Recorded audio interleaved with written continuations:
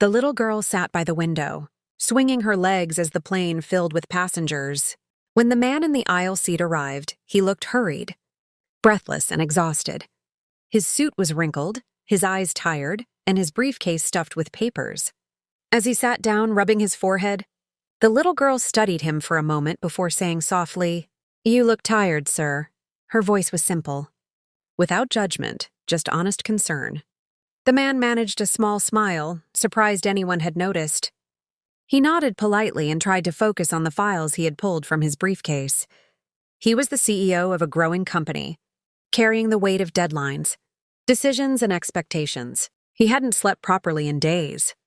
But the little girl kept glancing at him, curious and unafraid. After a few minutes, she asked, "Is your work very hard?" The man paused, closed his folder, and for the first time in a long while, admitted, "Yes, sometimes it feels too hard." The girl thought for a moment, then opened her small backpack and pulled out a colorful drawing. It showed a giant sun smiling over a row of houses. She held it out to him. "My teacher says when things are too hard, we should share something bright," she said proudly. "It helps people feel better." He stared at the picture, simple, cheerful, full of warmth, and felt an unexpected tightness in his chest. The plane took off and the man found himself talking to her. She told him about her school, her favorite stories, and how her mother said kindness was like a superpower that costs nothing. The man listened quietly, feeling lighter with every word she spoke. Her innocence reminded him of something he had forgotten long ago, that life wasn't meant to be lived only through pressure and deadlines. By the time the plane landed, he realized he had not opened his briefcase again. Instead, he had laughed, listened, and rested, things he had not allowed himself to do in months.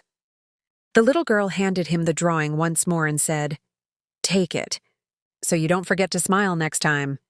He accepted it gently, as though it were something precious. Back at his office the next day, he pinned the drawing beside his desk. His employees noticed the change in him almost immediately. He was calmer, more patient and kinder. Meetings felt different, decisions felt different. He began encouraging his team to take breaks, to rest, to breathe. The little girl's simple question had settled in his mind like a seed. Months later, when asked what had inspired the shift in the company culture, the CEO smiled and replied, "A little girl on a plane reminded me that sometimes all a person needs is kindness and someone who notices."